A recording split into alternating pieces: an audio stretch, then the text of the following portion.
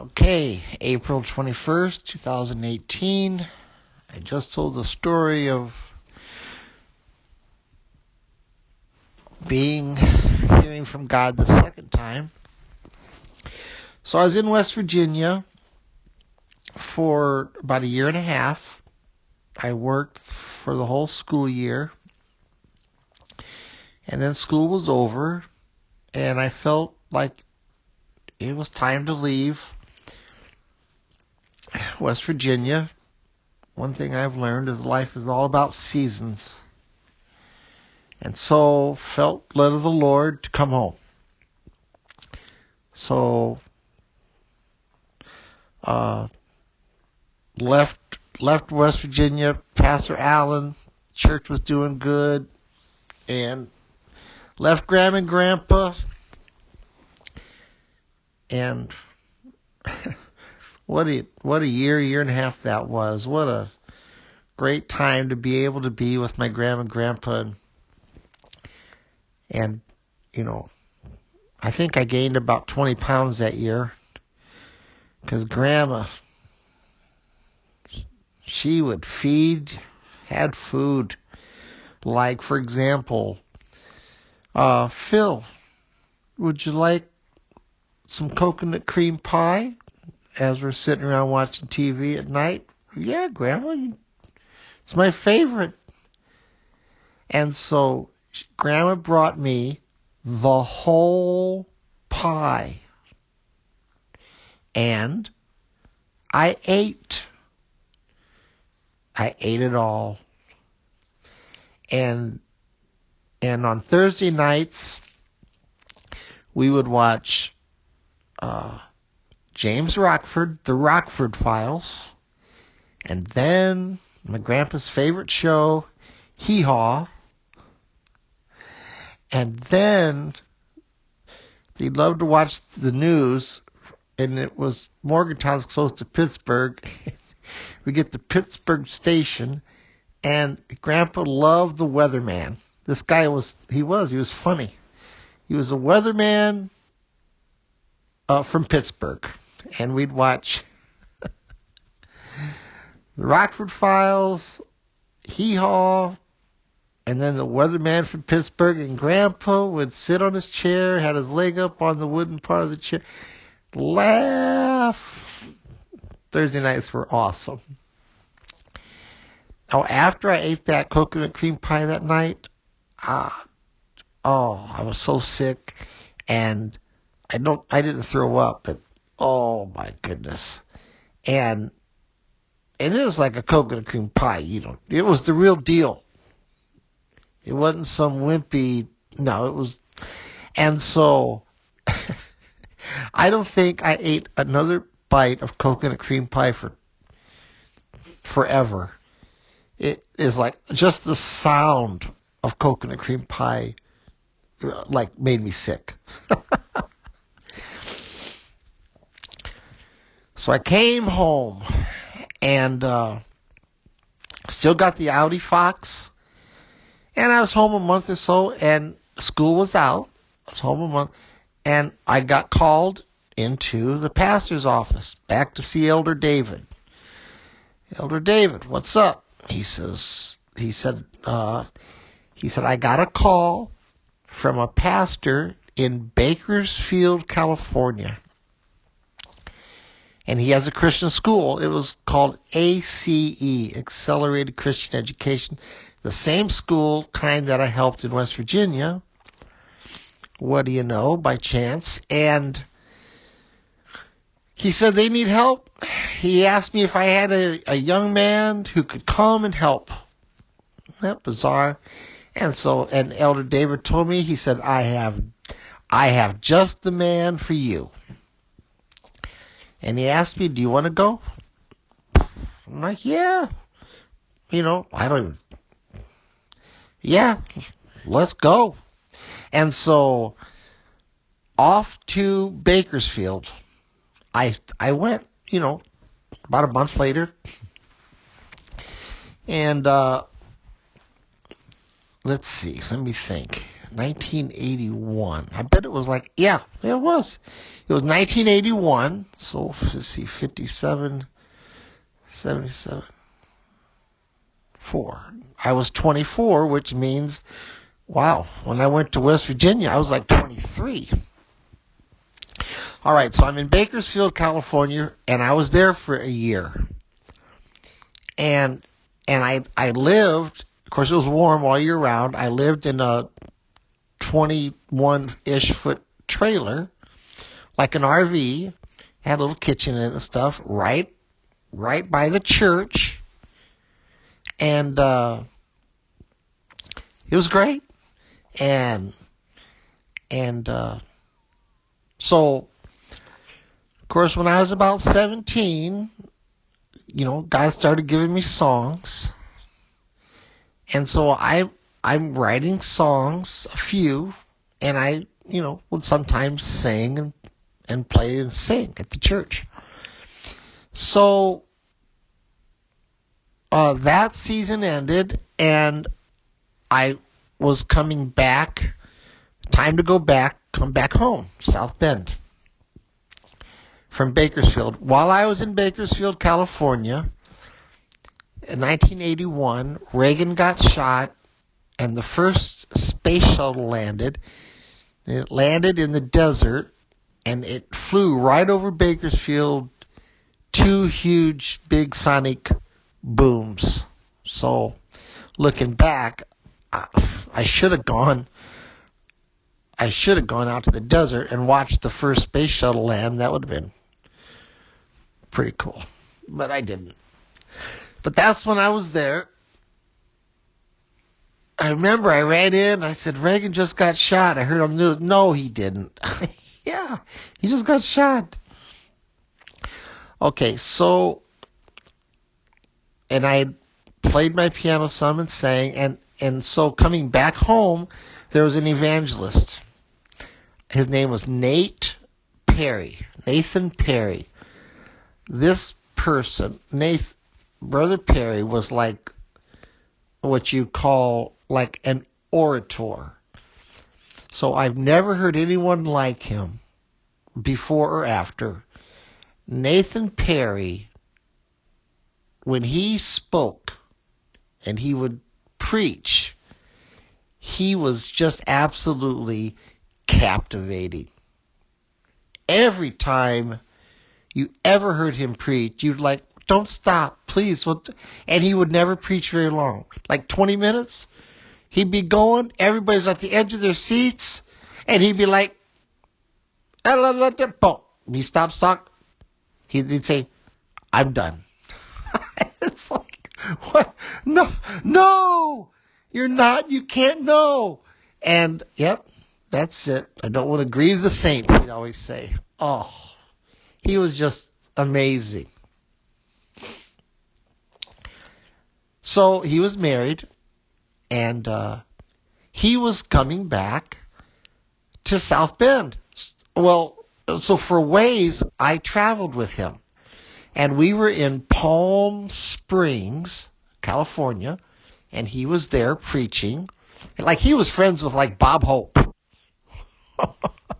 So he was an older man, and just like, I don't know, he had friends, and because Bob Hope lived in Palm Springs. No, I didn't meet Bob Hope, but I guess maybe I could have. So one night, Nathan Perry's wife, she came to me and she says, how did she, she just said, well, anyways, she prophesied over me, which was weird because, okay, I've never heard anybody prophesy, that's kind of weird. And, like anymore, I got a word from the Lord, but whatever. So she comes to me and she said to me, the Lord says that you will sing in front of thousands of people soon. And I thought to myself, I may have even told her, but I thought to myself, that's impossible. That's exactly what I thought. I did not have faith for that. I thought, no, you are crazy, and that's impossible. I mean, I'm a 24-year-old. Yeah, no.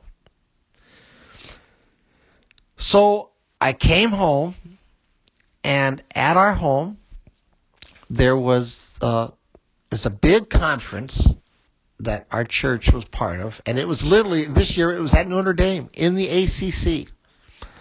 And, thousands of people would come, and everyone was excited because there was this band that was going to come, and they used to be, worldly, but then they got saved, and they're called David and the Giants, and they're going to be at the conference. So, these guys, they remind you of the Beatles or something. They're all kind of cool, skinny, guys and moppy hair, and, they're just cool. The drummer was the little Ricky of the I Love Lucy show. What? And so guess where David and the Giants stayed when they were in town? Of course, they stayed at my mom and dad's house. My mom and dad were just, people have always said, they're the most hospitable people we've ever known. Hospitable. They just, no. Their house was your house. And David Giants came, and we had the swimming pool, and Dad set up a volleyball net in the backyard, and one of the days, everybody steaks, big steaks on the grill, and David Huff, Brother Paul, you fed us steaks. They couldn't get over the fact that Brother Paul fed them steaks. I was like, you fed us steaks. I don't know. Sounds like they didn't get steak very often. And so, I got to know them a little bit because they stayed at my house. And, for, 2 or 3 days. So, all right. So then, of course, I never sang for them. I never, and then they left. And about a month later, there was another evangelist. I'm home now. His name is Brother Beckham. Him and his wife, his son and his daughter. The son and daughter was about my age, and they traveled. He would preach revivals for like a week at a time, sometimes 2. So he'd go to a church and be there all week. And their family sang. Well, they found out that I sang, and they asked me to travel with them. You want to travel with us? And they traveled and had a trailer. They'd sleep in the trailer. Yeah, why not? I felt like, okay, God opened that door, so let's do it. And so, come to find out later, they thought that maybe I would like their daughter, but I didn't. And so, as we traveled around with them, and I would sing with them, and I would sing by myself, and just be with them, and I was probably for a couple months, I traveled. We were in the South. It was getting cooler in the fall, and so we're down in Mississippi, Atlanta, or Mississippi and Georgia, nice warm, and and then they came to me and said, "Hey, Phil," Brother Beckham came to me, and we love you, but I don't think this is working out. And he didn't mention the daughter, but I figured that out later. And so I think it's time, we need to part ways, and hey, I understand, but man, thank you. It's been so great, and I've had such a wonderful time, and just, as I look back at that, these churches that we would go to, these small country churches, so many just wonderful people, and just awesome pastors that love the Lord and live a godly life. You know, it's just incredible. You know, so we were, as chance would have it, we're in Mississippi. And so I'm going to go home. I don't even know how I was going to go home. I suppose I would, I don't know, get a Greyhound bus or something. So while I was there, I called David the Giants. I got his number. And, hey, David, it's Phil Williams. I'm Paul Williams' son. Brother Phil, Pheel. Brother Phil. Oh, what are you doing? He says, Brother Phil, your dad gave us steaks. That's what he said. I said, yeah, I know. I remember. We had steaks. It was awesome. Oh, Brother Phil, nobody gives us steaks. Okay. Can we move on past the steaks? And what are you doing? Well, blah, blah, blah, blah, blah, blah. And now I'm going home. Oh, Brother Phil, before you go home, come stay with us for a couple days. Where are you? Rayburn and Claiborne will come and get you. So Rayburn and Claiborne had a Volkswagen bus, you know, just like in the 60s. And here, a few hours later, the next day, whatever, I don't remember, they come pull it. I get and back to Laurel, Mississippi with Rayburn and Claiborne. And they lived in the studio, and it was a cement block building with no windows, you know, for sound, I guess. I don't know. And up the spiral staircase at the top, second floor on the one end, were 3 cots lined up. One, the head of the cot, and then it would be the feet and the head, and then the feet. So 3 cots, and they slept in 2 of them. And then you had a place to hang up your clothes right next to it. So the middle cot's open. Well, guess what? Hey, Phil, you can sleep right there. Oh, perfect. And so, anyways, so I was there for 2 years. And God was continuing to give me songs. And as I stayed with them, the songs started coming maybe a little faster and more often. And one night I went downstairs, and the way God would give me songs would be like all of a sudden I heard the song, and 5 minutes later the song was done. And one night I went downstairs, and the guys were sitting there, and they had a grand piano for recording, and I sat down at the grand piano, and I heard a song, and boom, I played it. It was really a cool song. I've never recorded it, but God willing, I'm going to.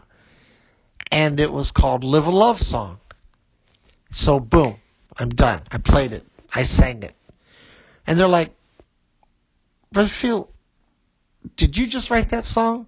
I go, just now. They're like, wait a minute. You walked down the steps. You just sat down right now. And did you know the song before you came down the stairs? No.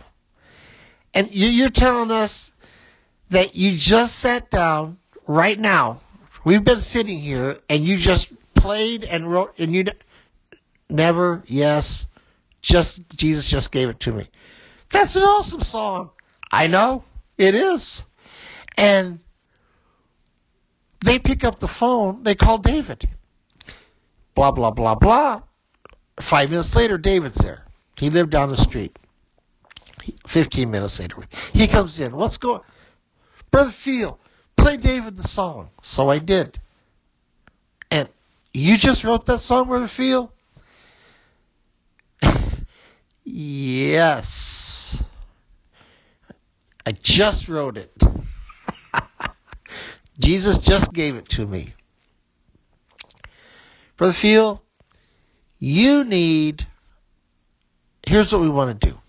We want to make you an album of all the songs that you've written, and we want you then to travel with us, and we want you to open for our concerts. Oh no, I said no, I didn't want to do it. No. I said, yeah, no, no. I mean, I'll help you. If you want me to go, no, Brother Phil, we're making you an album. You're going to open for us. David, I really don't think that's, and I had forgotten what that lady said. I had forgotten. And then, so 2 months later, 3 months later, I don't know. We made the album. Everybody Loves a Rose. And we're in Pensacola, Florida. David and the Giants had just signed on the dotted line a record contract. And they gave them $40,000, $50,000. And it was a kind of a big deal. And David and them, they bought this $30,000 mixer for their studio, and they just, boom, money was gone. They spent it on recording stuff. And in Pensacola, Florida, and the place is packed, couple thousand people. It's like a more civic thing. And I'm standing in the back of the stage with David and the Giants. David, Rayburn, Claiborne, and Keith, and Phil. And it's a big night because the head of the recording label's there. Place is packed. David and the Giants are a big deal down in the South. And here's what opening for David and the Giants is Phil Williams. And I look at the guys like, well, now what? They're like, well, go. Go. And the piano is on the other side of the stage. We're in the back of the, like you would be. And so I come out and I'm walking towards the grand piano and a microphone. And everybody's clapping. Well, it's like a pity clap. We've never heard of Phil Williams. Who's Phil Williams? Nobody knows. Nobody cares. About halfway from where I was walking to the piano, the clapping stops, and I'm walking on this stage, and here's what I remember. I remember it's awful quiet. I could hear my feet hitting the wooden, hardwood floor of the stage. I remember looking down at the stage, and I'm thinking, here's what I thought. Man, this floor is beat up. They need to, wax this thing or something. That's what I was thinking. And then I look up, I'm getting close to the piano, and there's a spotlight on me. Oh, yeah. There's a spotlight on me. I'm walking to the piano, and it's quiet as you could hear a pin drop. I'm like, and here's what I remember after the floor. I'm getting close to the piano. I'm going to sit down. And I thought, what the heck is going on? What am I doing? And I sat down and I adjusted the microphone. I took a deep breath, and I started playing and singing. And, they clapped when I was done. They probably, good, he's done. I played 4 or 5 songs. Okay. And that was it. And, and right before I sat down, I remembered, and so, it's quiet. There's over 1,000 people there. It's spotlights on me. I sit down, and just before I sat down, I remembered that lady, Nathan Perry's wife. was like, oh my word. She said, and I remember thinking, oh, that lady. I remember thinking, that lady. And I sat down and I sang. And so for the next year and a half, that's what I did. And it was awesome.